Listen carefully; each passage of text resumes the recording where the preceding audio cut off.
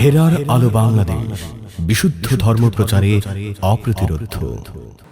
প্রথম যে প্রশ্নটি সামনে আছে সেই প্রশ্নটি হচ্ছে, পুরুষের টাকনুর নিচে প্যান্ট পায়জামা পরা কি হবে, গুনাহ হবে কিনা? আমাদের এই মুসল্লি ভাইয়ের প্রশ্ন। আসলে আমি আপনি সবাই জানি যে আমাদের সুন্নত হচ্ছে এবং ওয়াজিব আমল হচ্ছে যে আমাদের টাকনুর উপরে, পুরুষের কাপড় টাকনুর উপরে থাকবে। সেটা আপনি পায়জামা পরেন আর লুঙ্গি পরেন, প্যান্ট পরেন, যাই পরেন, আপনার পোশাকটা, আপনার এই কাপড়টা টাকনুর উপরে থাকবে। টাকনু পর্যন্ত লেগে যাওয়া, টাকনুর নিচে চলে যাওয়া, এটা একটা কবিরা গুনাহ।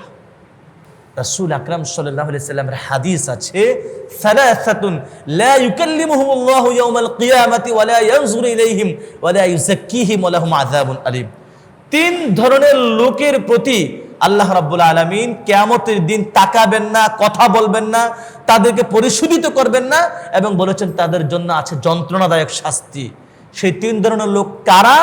এক নাম্বার মুসবিল, যার কাপড় টাকনুর নিচে পর্যন্ত চলে যায়, টাকনুর নিচ পর্যন্ত চলে যায়, যে সেই লোক। আরেকজন মান্নান, যে নাকি দান সাদাকা করে খোটা দেয়। খোটা দেওয়া মানে দান করে, অনুগ্রহ করে খোটা দেওয়া, আল মান্নান। এই ব্যক্তির সাথে আল্লাহ কথা বলবেন না এবং এই ব্যক্তির দিকে আল্লাহ তাকাবেন না হাসরের মাঠে।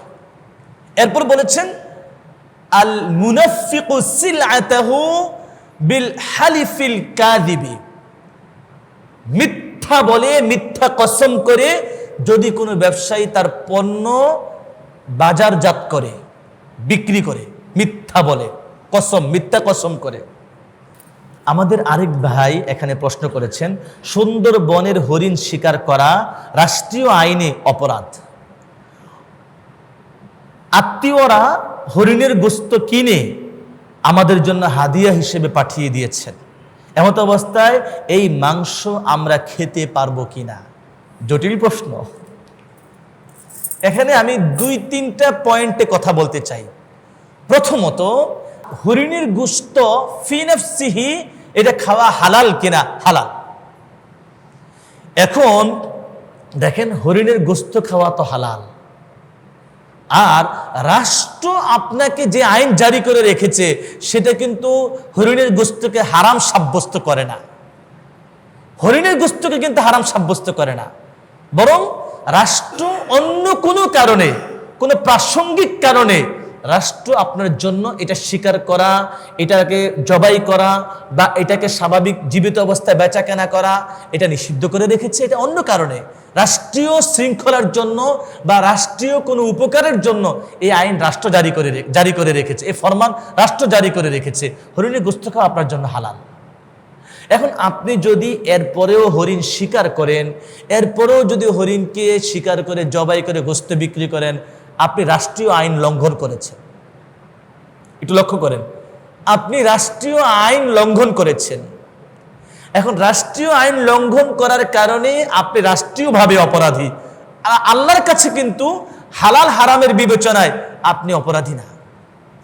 অতএব স্বাভাবিকভাবেই আপনার যে সকল ভাইয়েরা হরিণ রাষ্ট্রের নিষেধাজ্ঞা সত্ত্বেও স্বীকার করছেন এবং এটা বেচাকেনা করছেন, অথবা এটাকে জবাই করে গোশত বেচাকেনা করছেন, এটা তারা রাষ্ট্রের সঙ্গে গাদ্দারি করছেন। এখন এখান থেকে গোশত কিনে যে আমার আত্মীয় স্বজনরা আমার জন্য হাদিয়া পাঠালেন, এটা কিন্তু আমার জন্য হালাল। নবীজি সাল্লাল্লাহু আলাইহি সাল্লামের কিন্তু হাদিস আছে, লাকি সাদাকাতুন ওয়ালানা হাদিয়াতুন। হযরত বারিরা রাদিয়াল্লাহু তাআলা আনহাকে নবীজি বলেছিলেন, তুমি তো দাসী, তোমার জন্য সাদাকাটা এটা তোমার জন্য ছিল, এটা যখন তোমার কাছে তোমার মালিকানায় চলে এসেছে তখন এটা আবার আমার জন্য হাদিয়া হয়ে গেছে, এটা আমি খেতে পারি। যাই হোক, এটা ছিল আমাদের দ্বিতীয় প্রশ্ন। তৃতীয় একটি প্রশ্ন আছে এখানে আমাদের, যে এক ভাই প্রশ্ন করেছেন, একই পরিবারের একাধিক সদস্য এমন আছেন যে যাদের উপর আলাদা আলাদাভাবে কোরবানি করা ওয়াজিব, অর্থাৎ প্রত্যেকেরই আলাদা টাকা আছে, তাহলে এই ব্যক্তিরা সবাই মিলে কি একান্নভুক্ত পরিবার হিসেবে একটি একটি পশু কুরবানি দিলে হবে কিনা, এবং এক্ষেত্রে সবাই অর্থায়ন করছেন না এবং সমান অর্থায়ন করছেন না, তাহলে সবার পক্ষ থেকে এই কুরবানিটা আদায় হয়ে যাবে কিনা? না, আদায় হবে না।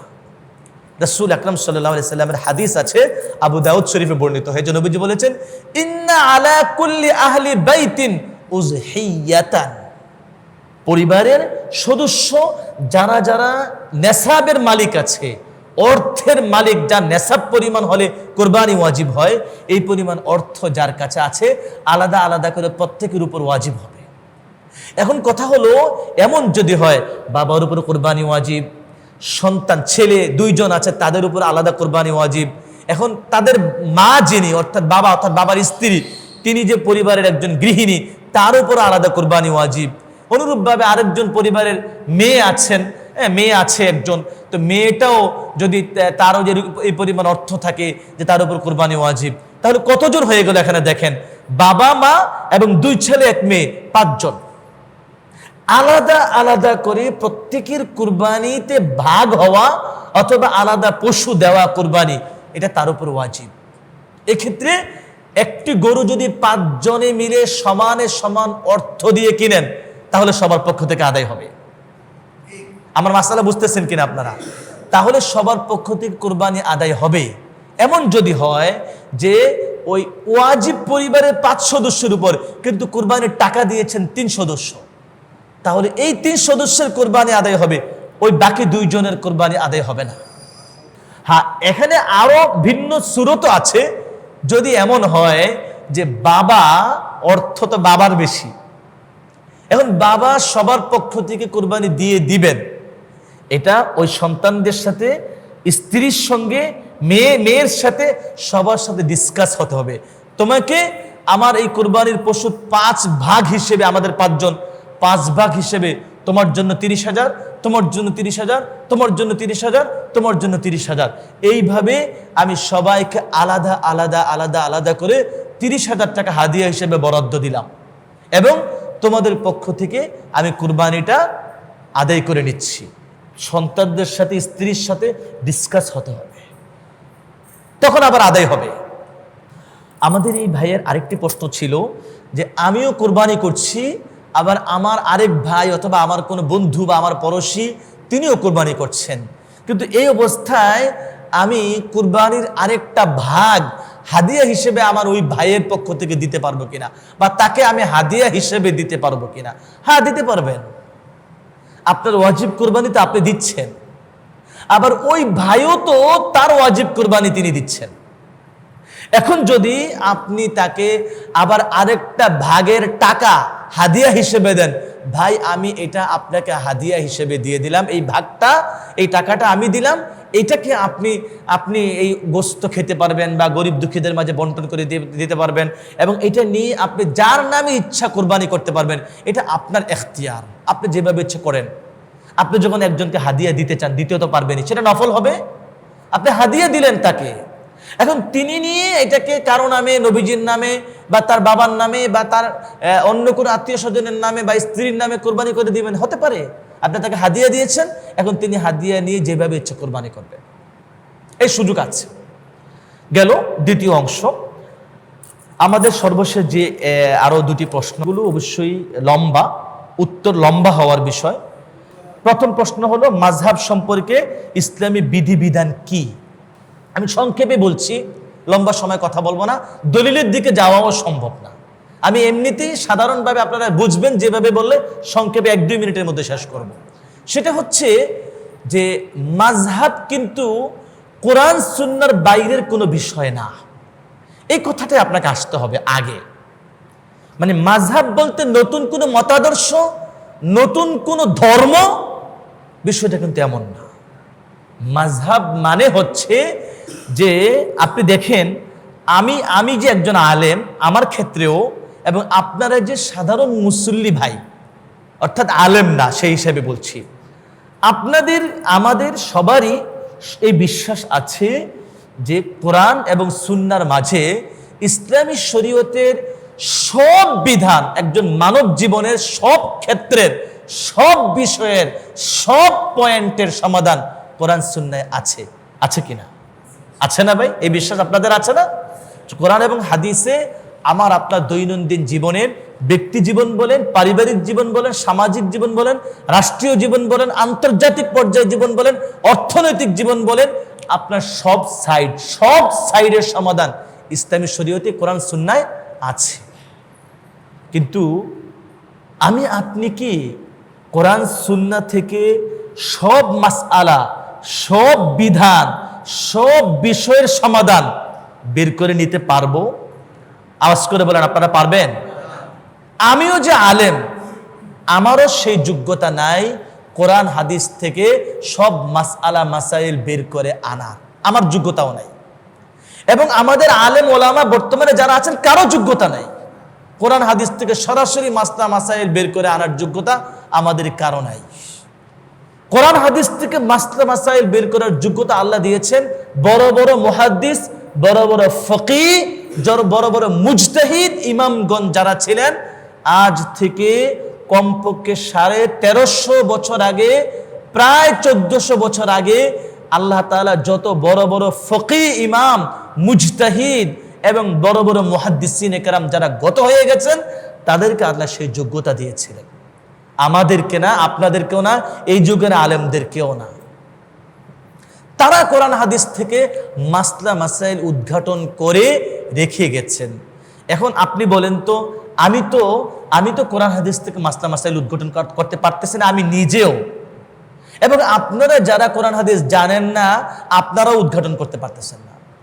তাহলে আপনারা কিভাবে কোরআনের এই সমাধানটা, হাদিসের এই সমাধানটা, যে সমাধানটা আপনি নিজে শুধু কোরআনের তর্জমা পড়লে বুঝবেন না, যে সমাধানটা আপনি শুধু হাদিসের তর্জমা পড়লে বুঝবেন না, সেই সমাধানটা অবশ্যই ইমামগণ, মুজতাহিদগণ এই সমাধানটা তারা ইজতিহাদ করে, গবেষণা করে এটা সমাধান লিখে গেছেন কিতাবাদির মধ্যে, হাদিসের ব্যাখ্যা গ্রন্থে, বড় বড় ফিকহের গ্রন্থে এই সমাধানগুলো তারা লিখে গেছেন।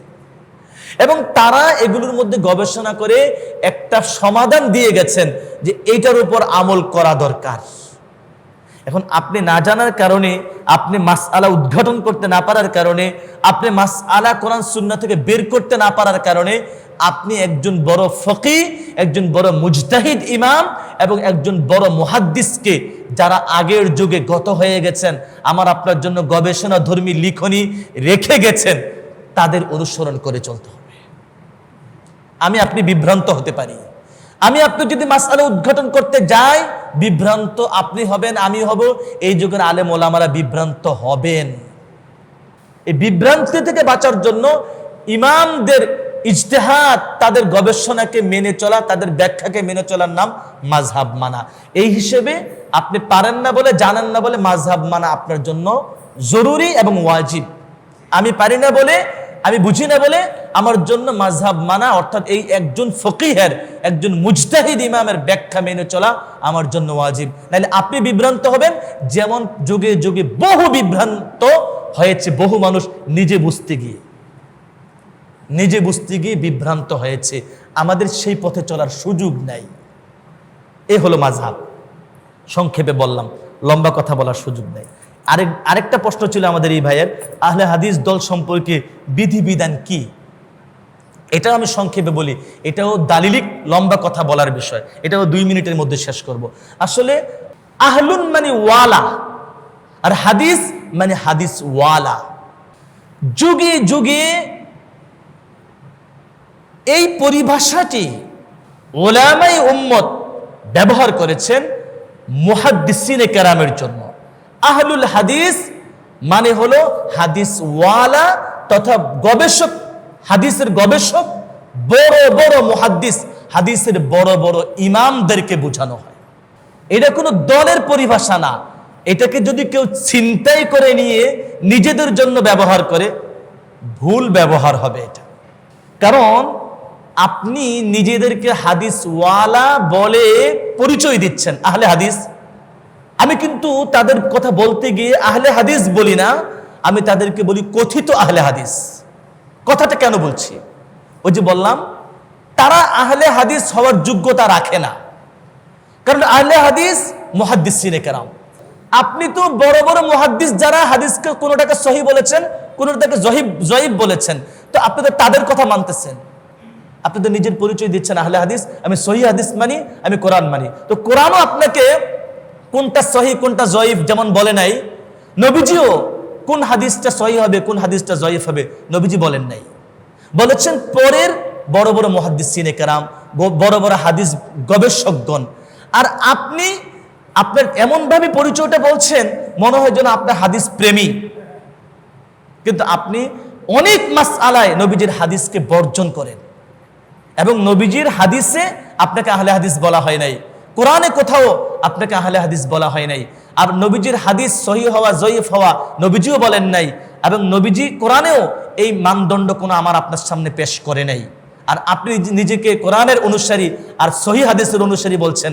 এখন আসলে নবীজির কথা অনুযায়ী, কোরআন অনুযায়ী আপনি নিজে সহিহ হাদিসের অনুসারী হইতে পারেন নাই, কোরআনের অনুসারী আপনি হইতে পারেন নাই। সংক্ষেপে বললাম, লম্বা কথা ছিল। আল্লাহ রাব্বুল আলামিন আমাদের সবাইকে সঠিক দিন বুঝার তৌফিক দেন, আমিন।